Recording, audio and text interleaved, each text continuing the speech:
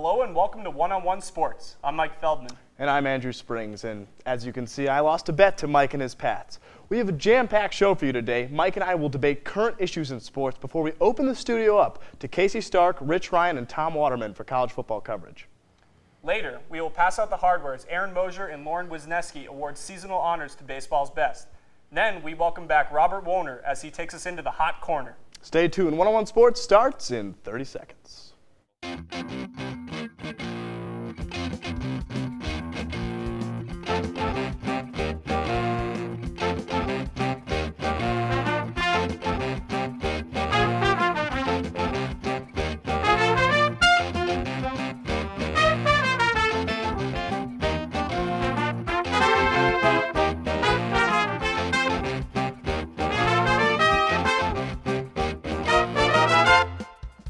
Welcome back to One-on-One Sports. Andrew, Copenhagen called and unfortunately the phone didn't ring in Chicago. The 2016 Olympics were awarded to Rio de Janeiro, Brazil, and the United States finalists finished in last place. Should we be disappointed? You're darn right we should be disappointed. We had Barack Obama and his wife out there hoping that Chicago, his hometown, would get selected to be the 2016 Olympics site. It wasn't. Rio de Janeiro was the worst choice possible. I've been there. It's dangerous. It's not funny. You know, this decision is detrimental to the athletes. I don't think it's a boost to their economy. I think people are going to be worried that something like Munich, could come up. I'm serious. This is a hotbed for terrorist activity. If you're worried about the athletes, you should have been worried for China with the air pollution, the cyclists, and everything. I think, yes, it is unfortunate that we are not having the Olympics in our country. However, you play to win the games, as Herm Edwards would say, and I want to see our athletes competing out there and winning gold medals instead of it being in our venue. I'm not going to lie. Tokyo, not scared to get kidnapped. Madrid, not scared to get kidnapped. Chicago, probably just scared of White Sox fans. That's it, okay? In Rio de Janeiro, there are real threats to these athletes and their families. I don't see this as being a win-win for anybody.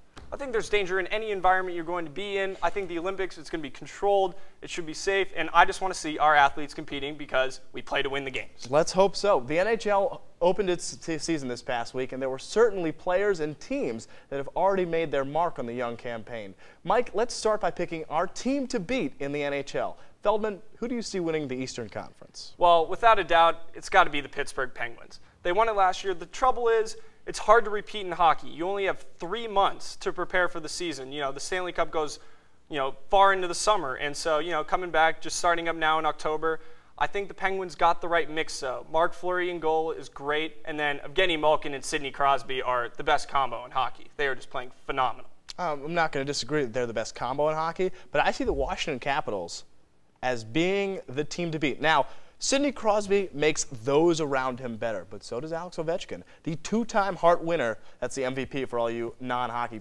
people. The 2-time Hart winner, they got to get over the hump sometime. I see them doing it this year. He's playing phenomenal right now. Through 2 games, they have scored 10 goals as a team, and Ovechkin 6 points. He's been unbelievable. I'm concerned about their goaltending, though. They don't have, ever since Ole Kolzig retired, I don't see them having a really good stopper in goal, whereas Penguins don't have that problem. Well, you could see it always in the NHL playoffs. The goalie wins. It's like in football, the defense wins the championships, and in hockey, the goalie is that brick wall, the back line. And if your goalie's playing well, you're going to have a great shot at the Stanley Cup. Marc-Andre Fleury played well, and they won. So there you go. Good point. All right.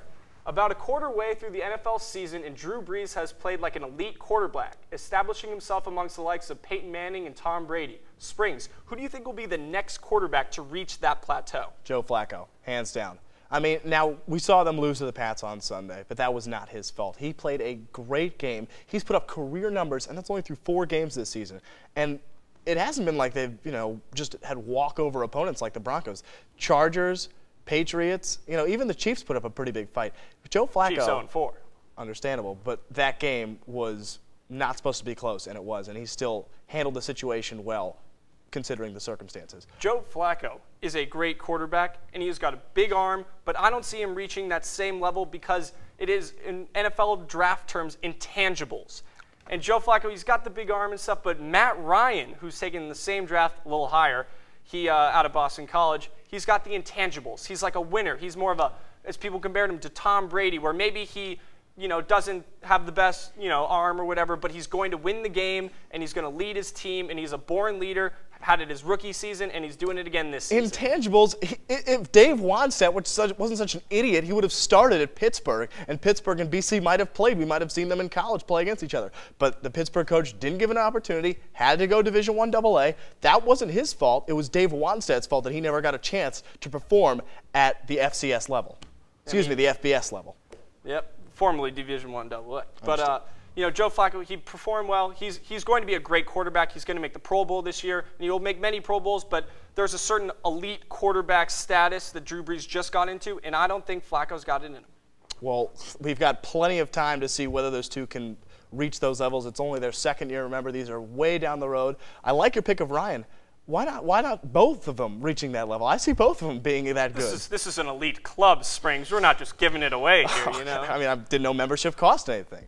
Anyway, LeGarrette Blount was suspended for his senior season after a Week 1 altercation with Boise State defensive end Byron Hout. Now, Blount's coach, Chip Kelly, has put a plan in place where Blount can return for the Ducks matchup against Stanford on November 7th. Mike, good idea, bad idea?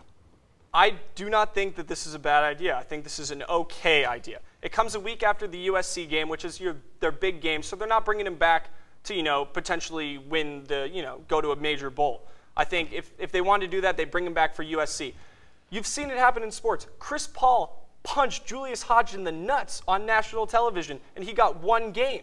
Only one game. LeGarrette Blount, he freaked out. He was obviously set off. He's getting a couple games, and those games are bigger in football. I think it's okay he's coming back. I'm sorry. How messed up is your moral compass? He punched a guy in the face. In the real world, I would have been arrested for misdemeanor assault. That's not okay. It was a nut tap, by the way. It wasn't a punch. Let's be clear. It was a punch. It was a nut tap, and we can say that on television, by the way. First of all, LeGarrette Blount could have knocked this guy out. He could have had facial reconstructive surgery. This guy is unstable, immature, doesn't belong on the field. He's having his lawyers talk for him so that he can get back, saying all the right things, dotting all the I's, crossing all the T's. He doesn't deserve to be back on the field. He doesn't even deserve to be at the University of Oregon. This is a year where people are coming back from suspensions. Michael Vick came back.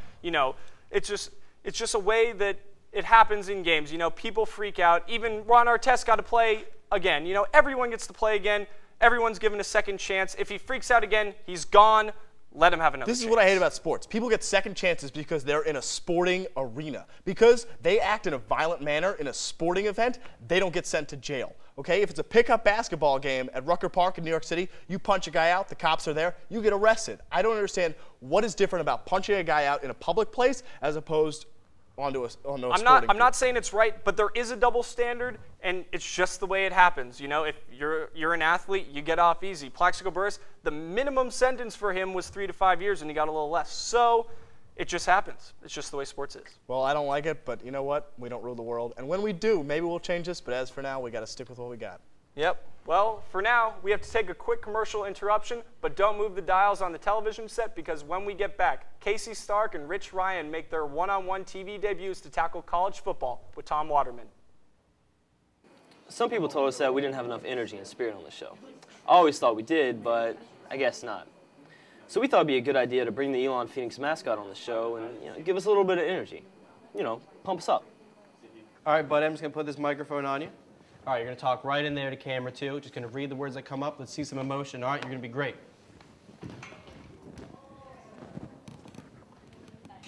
All right, stand by. Okay, everybody, we're going live in 5, 4, 3, 2, mic, and cue.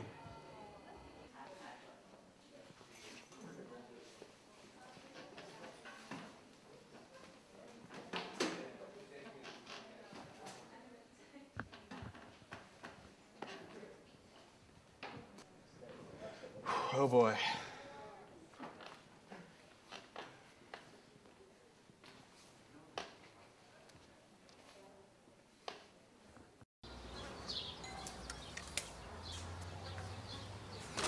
Mrs. Abruzzo, I'm here with the Neighborhood Watch.